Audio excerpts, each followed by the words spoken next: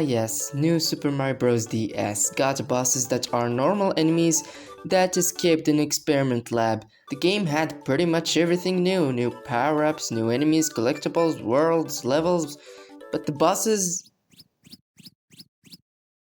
I'm still surprised that it's the first and only game in the new series that doesn't have the Koopalings.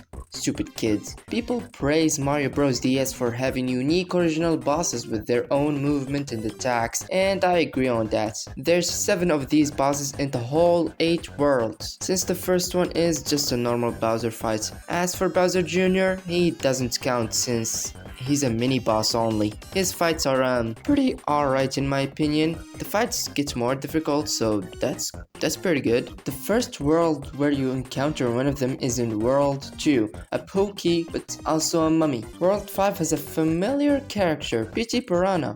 Although it's not unique and original to only New Super Mario Bros. DS, it's still cool to see him here in 2D and fight him. And World 8 is where we first got introduced to Dry Bowser. He's easily one of my favorite Mario characters. He's just so cool, look at him! Some of them, like the Mummy Pokey and Cheap Skipper, yes, that's their name, are designed to fit the world theme as well. Even if they are just special editions of normal Mario enemies, they still stand out on their own with their looks and moves.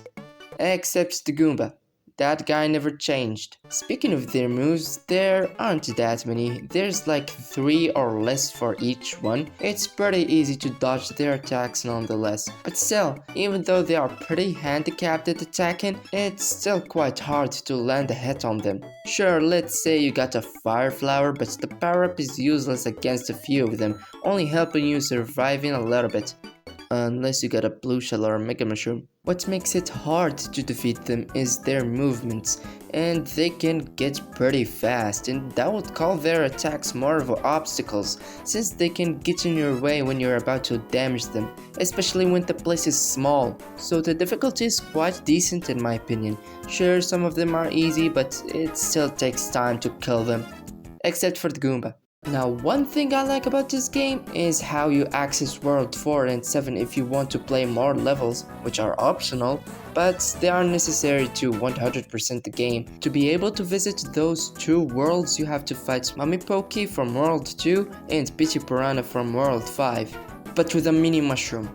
Dun dun dun. It's a fun challenge and makes this hated power-up and the bosses much more interesting. Why didn't Nintendo do that in the other games?